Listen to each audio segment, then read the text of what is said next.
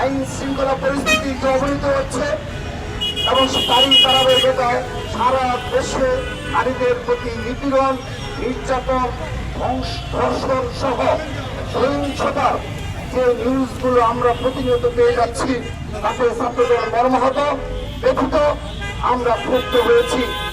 আমরা বিগত সময়ের শুরুতে এই অন্তর্বর্তী সরকারের নির্দলীয় সরকারের শুরুতেই আমরা তাদেরকে সমর্থন জানিয়েছি বারবার এবং তাদের সকল কর্মকাণ্ডে আমরা নিঃশর্ত সমর্থন জানিয়েছি।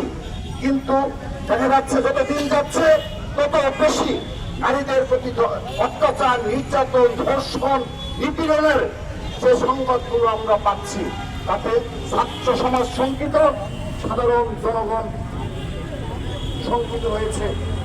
আমরা এই ধরনের পরিস্থিতি চাইনি, এই পরিস্থিতি কোনোভাবে কাম্য নয়। বাংলাদেশের গণঅভ্যুত্থান সংগঠিত হয়েছে, সেই গণঅভ্যুত্থানের স্পিরিটকে ধারণ করে বাংলাদেশ এক এবং ঐক্যবদ্ধ রয়েছে, ছাত্র সমাজ এক এবং ঐক্যবদ্ধ রয়েছি।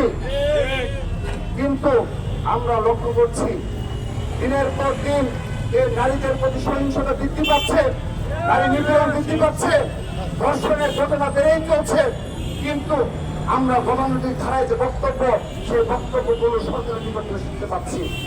আমরা স্পষ্টভাবে তাদের যে সদিচ্ছার অভাব সেটি আমরা লক্ষ্য করছি। আমরা আবারও বিনীতভাবে অনুরোধ জানাচ্ছি, ইতিমধ্যে আপনারা লক্ষ্য করেছেন ঢাকা বিশ্ববিদ্যালয় সহ বাংলাদেশের সকল শিক্ষা প্রতিষ্ঠানের আমাদের বোনেরা, ভাইয়েরা রাজপথে নেমে এসেছে। তারা ক্লাস বর্জন করেছে। তারা আমার বোন আসিয়া বিচার চায়, আমার বোন আসিয়া যে ধর্ষণ শিকার হয়েছে সেই ধর্ষণকারীদের প্রতি দ্রুত বিচার নিশ্চিত করার দাবি জানাচ্ছে। তারা বাংলাদেশ থেকে নারীদের প্রতি নিপীড়ন, সহিংসতার অবসান চাচ্ছে। আমরা বাংলাদেশ জাতীয় ছাত্রদল আমাদের এই ভাই বোনদের প্রতি সর্বাত্মকভাবে সমর্থন জানাচ্ছি। তাদের সকল কর্মসূচিতে ছাত্রদলের সকল পর্যায়ে নেতা কর্মীরা অংশগ্রহণ করছে।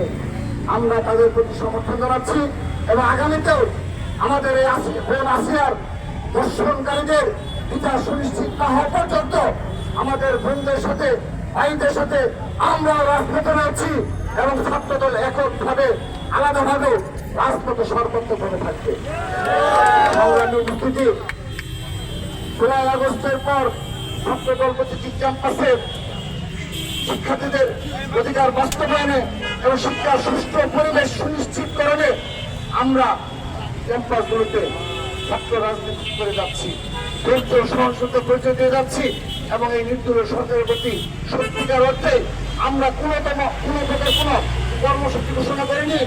তাদের কর্মকাণ্ডে ব্যাঘাত ঘটে এমন কোন কর্মসূচি ছাত্রদল আজকের দিন পর্যন্ত ঘোষণা করেনি। কিন্তু যদি এ ধরনের ঘটনা অব্যাহত থাকে, যদি নারী নিপীড়ন অব্যাহত থাকে এবং সুষ্ঠু বিচার আমরা না পাই, আমরা বলতে চাই অতি শীঘ্র ছাত্রদল আবারও রাজপথে নামতে বাধ্য এবং সেই কর্মসূচির মাধ্যমে আমরা বিশ্বাস করি হয়তো আপনাদের কাছে ব্যাঘাত করতে আপনারা আমাদের দাবি মানতে বাধ্য হবেন। আমরা সেগুলো সৃষ্টি করতে চাই না। আমরা অনুরোধ জানাচ্ছি বাংলাদেশের পুরো ছাত্র সমাজের মনোভাবকে বোঝার চেষ্টা করেন। এই আসিয়ার ধর্ষণকারীদের বিচার অতি দ্রুততম সময়ে নিশ্চিত করেন। আরেকটি কথা বলে চাই, সেটি হলো আসিয়ার ঘটনাটি একটি প্রতীকী স্বরূপ আমাদের হৃদয়কে নাড়া দিয়েছে, বাংলাদেশের ছাত্র সমাজের সাধারণ জনগণের বিবেককে নাড়া দিয়েছে। কিন্তু এই আসিয়ার মতো আমাদের হাজার হাজার বোন রয়েছে যারা প্রত্যন্ত অঞ্চলে বিগত সময়ে নির্যাতনের শিকার হয়েছে, নিপীড়নের শিকার হয়েছে। কিন্তু এই সমাজ ব্যবস্থার কারণে লোকলজ্জার ভয়ে, পরিবারের ভয়ে সেই ঘটনাগুলো আলোর মুখ দেখেনি এবং এই সমাজ তাদেরকে গ্রহণ করবে। আমরা সে ধরনের সমাজ ব্যবস্থা চাই। আমরা বিশ্বাস করি বিগত 15.5 বছরে যে ধরনের সমাজ ব্যবস্থা ধ্বংস হয়ে পড়েছে, যেভাবে হানাহানি, বিচারহীনতার সংস্কৃতি গড়ে উঠেছে, আমরা হৃদয় থেকে বিশ্বাস করি যদি জনাব তারেক রহমানের নেতৃত্বে বাংলাদেশে কোন সরকার গঠিত হয়, আমরা ছাত্রদল সবাই বিশ্বাস করি সেই সরকার এই নারী নিপীড়ন বন্ধ করবে এবং নারীদের প্রতি সহিংসতা, ধর্ষণকে বিচার সুনিশ্চিত করবে, আমরা সেটা আশ্বস্ত করতে চাই, আমরা সেটা বিশ্বাস করি।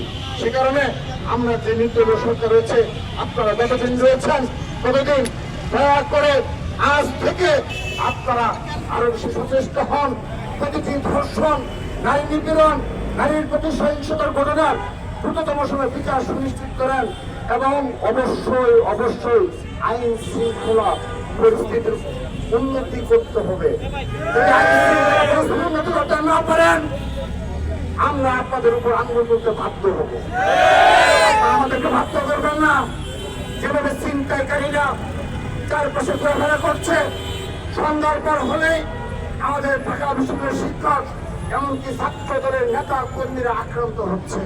আপনারা দেখেছেন গতকাল নারায়ণগঞ্জে ছাত্র দলের আমাদের ভাই অপূর্বকে ছুরিকাঘাতে হত্যা করা হয়েছে। অর্থাৎ এখানে ছাত্র দল, সাধারণ শিক্ষার্থীরা, এমনকি ঢাকা বিশ্ববিদ্যালয়ের শিক্ষক সহ বাংলাদেশের সকল শ্রেণীর মানুষ ইতিমধ্যে আক্রান্ত হয়েছে এবং এই ঘটনা দিনের পর দিন বেড়েই চলেছে। সেজন্য আজকের এই মানববন্ধন